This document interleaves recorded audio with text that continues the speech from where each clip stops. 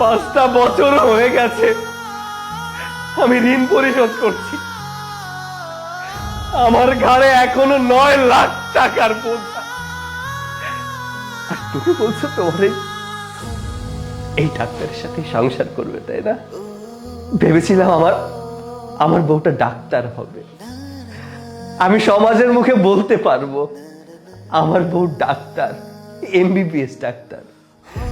দেখো, আজ আমার স্বপ্নটা পূরণ হয়েছে, কিন্তু আমার সংসারে থেকে না, অন্য কাউকে ভালোবেসে। আমি যদি জানতাম যে তুমি MBBS হওয়ার পরে আমার সংসার থেকে চলে যাবে, আমি কখনো এই কাজটা করতাম না। ভাই, আমার খুব আদরের বউ। আমার কাছে হাত জোর করে আমি বলছি, আমার বউটাকে কখনো কষ্ট দেবেন না। আমি ওকে অনেক ভালোবাসি, অনেক ভালোবাসি।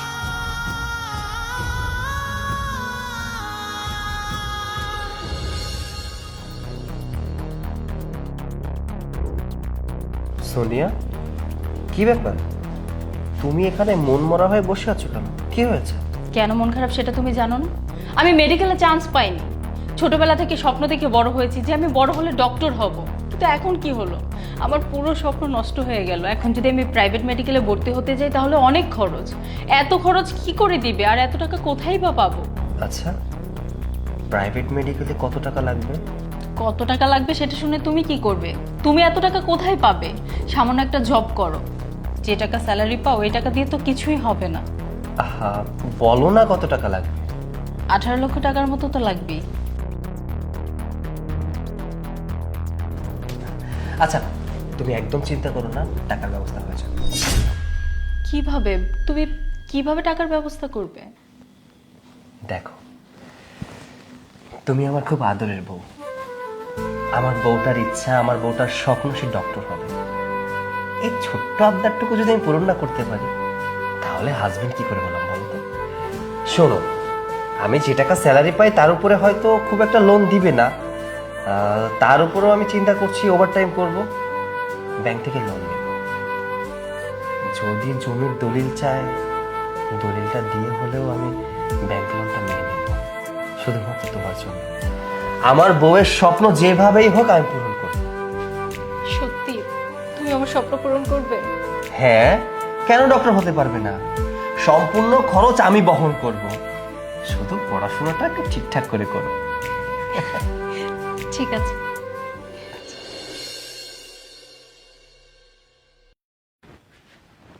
ভালো লাগছে আজকে অনেক। আমারও ভালো লাগছে, কিন্তু এইখানে না, মনে হচ্ছে অন্য কোথাও গেলে ভালো হতো। আমিও সেটাই ভাবছি। সোনিয়া, কে আপনি? বলা নেই কওয়া নেই, হুট করে আমার চেম্বারের ভিতরে ঢুকে গেলেন। অনুমতি নিয়ে তারপর ঢুকতে হয়, জানেন এটা? জি আমি খুব ভালো করেই জানি, কোনো চেম্বারে ঢুকতে গেলে পারমিশন নিতে হয়, অনুমতি নিয়ে ঢুকতে হয়। বাট সিচুয়েশনটা এমন হয়ে গেছে, আমি অনুমতি নিতে পারি। সোনিয়া, কে উনি? সেটা আমি কি করে বলবো? আর উনি কে? আপনি কে? আমি আপনাকে চিনি? তুমি আমাকে চিনতে পারছো না? একটু ভালো করে তাকিয়ে দেখো তো, আমাকে চেনো কিনা। আচ্ছা, এক মিনিট, আমাকে একটু ক্লিয়ার করেন তো, আসলে আপনাদের সম্পর্কটা কি? মানে আপনি ওনার কি হন? আমাদের মধ্যে কি সম্পর্ক সেটা আমি না বলে আপনার পাশের জনকে জিজ্ঞেস করুন। সোনিয়া, আচ্ছা সত্যি করে বলো তো, উনি তোমাকে কিভাবে চেনে? মানে আসলে এগুলো কি? তার মানে তুমি ওনাকে চেনো, উনি তোমাকে চেনে? বলো সম্পর্কটা কি? থাক, কষ্ট করে ওর মুখ থেকে বলতে হবে না, আমিই বলছি, আমি ওর হাজব্যান্ড। হোয়াট? উনি যেটা বলছে সেটা কি সত্য? হ্যাঁ, ও আমার হাজবেন্ড। কিন্তু তুমি বিশ্বাস করো, আমি তোমাকে ভালোবাসি, আমি ওকে ভালোবাসি না। আমি তো ওর সাথে সংসারটাও করতে চাই না। সোনিয়া, তুমি তাকে ভালোবাসো, আমার সাথে সংসার কেন করতে চাও না? বলো, আমার রিজনটা কি? একটু সময় দিতে পেরেছো আমাকে? সবসময় তুমি তোমার কাজ নিয়ে ব্যস্ত ছিলে, একটু একটু সময় আমি তোমার কাছ থেকে পাইনি। যতবার বলেছি আমাকে একটু সময় দাও, আমি তোমার সাথে একটু কথা বলতে চাই, কথা বলার মতো সময়টুকুও তুমি আমাকে দাও। আর তোমার মতো একটা মানুষের সাথে আমি সারাটা জীবন কাটাবো, মূর্তির হয়ে সংসার করবো? পারবো না আমি। তাই আমি ওর সাথে সম্পর্ক করেছি, আর আমি ওকে ভালোবাসি। তোমার সংসার আমি আর ফিরে যেতে চাই না। সময়, এই সময় তো আমার জীবনের সবচেয়ে বড় বেঈমান। ভেবেছিলাম আমার বউটা ডাক্তার হবে, আমি সমাজের মুখে বলতে পারবো আমার বউ ডাক্তার, এমবিবিএস ডাক্তার। দেখো, আজ আমার স্বপ্নটা পূরণ হয়েছে, কিন্তু আমার সংসারে থেকে না, অন্য কাউকে ভালোবেসে।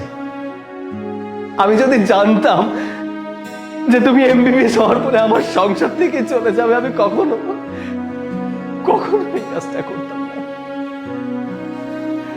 সোনি, আমি তো তোমাকে ভালোবাসি, তাই না? তোমার জন্য দিনের পর দিন, রাতের পর রাত কাজ করেছি। 18 লক্ষ টাকা আমি ব্যাংক থেকে ঋণ নিয়েছি শুধুমাত্র তোমাকে এমবিবিএস বানাবো বিধায়। আজ আমি সাকসেসফুল, আজ আমি গর্ব করে বলতে পারি আমার চেষ্টা সার্থক হয়েছে। আমার বউটা আজ এমবিবিএস ডক্টর। একটা কথা বলতে পারো, যখন তুমি আমার সংসারে থাকবে না, মানুষকে আমি কি বলবো? মানুষ আমাকে দেখলে হাসবে। কার জন্য এত কষ্ট করেছিস, দিনের পর দিন খেয়ে না খেয়ে কার জন্য এত কষ্ট করেছিস? আর সেই মানুষটা আজকে আমাকে বলছে আমি তাকে সময় দেইনি। হ্যাঁ, আমি সময় দেইনি তোমাকে, আমি সময় দিতে পারিনি তোমাকে। 5টা বছর হয়ে গেছে আমি ঋণ পরিশোধ করছি, আমার ঘাড়ে এখনো 9 লাখ টাকার বোঝা। আর তুমি বলছো তোমার এই ডাক্তারের সাথে সংসার করবে, তাই না? করো, আমাকে তুমি ক্ষমা করেছো। আসলে তোমাদের এই পার্সোনাল লাইফে ঢোকা আমার একদমই উচিত হয়। ভাই, ও না আমার খুব আদরের বউ। আমার কাছে হাত জোর করে আমি বলছি, আমার বউটাকে কখনো কষ্ট দেবেন না। আমি ওকে অনেক ভালোবাসি, অনেক ভালোবাসি।